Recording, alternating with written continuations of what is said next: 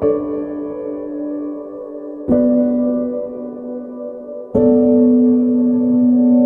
first world energy crisis was caused by members of OPEC in 1973, when the price of oil increased fivefold. This change broke a lot of big industries, creating a lot of questions about actions involving energy and how to create alternative means to produce it.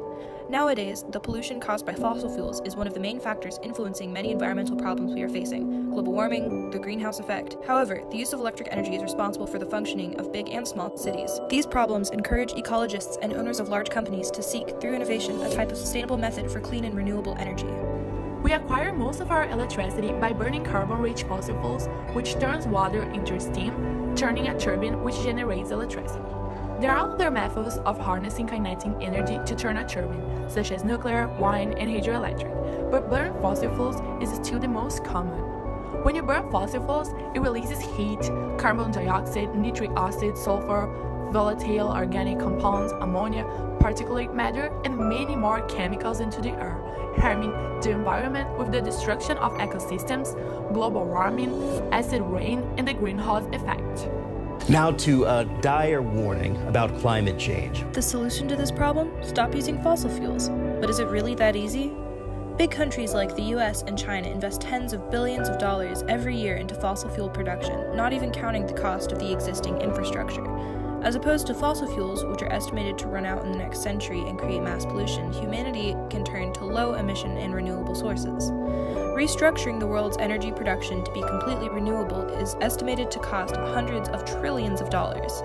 This makes the solution more difficult. Our current plans for restructuring the energy industry need to be upgraded. In order to get fresh ideas humanity needs, we can turn to a place full of futuristic and outlandish ideas: science fiction. Besides that, the science fiction, by introducing futuristic ideas, make the telespectators have notion of the change that cities and the technology can have and how this could interact with the society. Specifically, science fiction that is related to the new and upcoming world of renewable energy is called solar punk, or eco-speculation.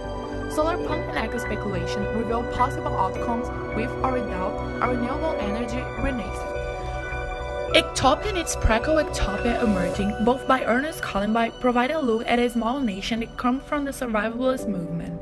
This nation focused on environment protection, banning car use, remodeling solar power, etc.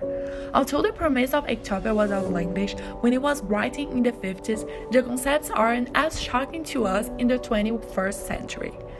Lack of fresh produce, overturned taxes on cars and emissions, corporate centration, slashed government budgets, accompanied corporation media. Ectopia provides an idea of the political process of creating environment injustice. In creating their nations, they faced political backlash from a government rooted in big oil and fossil fuels. It involves the people standing up to their government and demanding change, a future that we have already seen tastes of. Ectopia says that people standing up, protesting, and voting in new leaders is the only way to break the current cycle of the government-supported environment degradation. Public disapproval for modern energy usage has increased as knowledge about climate change and the other harmful side effects of fossil fuel uses has increased. A strange outlet for the solarpunk ideology is the game Eco by Strange Loop Games.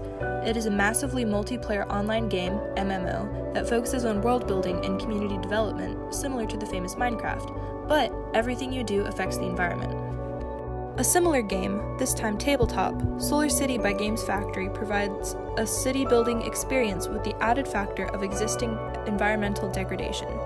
Both Eco and Solar City allow those who aren't in a position to actively affect their community's environmental policy the chance to see what kind of change and new development would create a clean and energy-efficient community. These models of sustainable development, both from scratch and with existing damage, give a good idea of the steps we need to take to become energy efficient.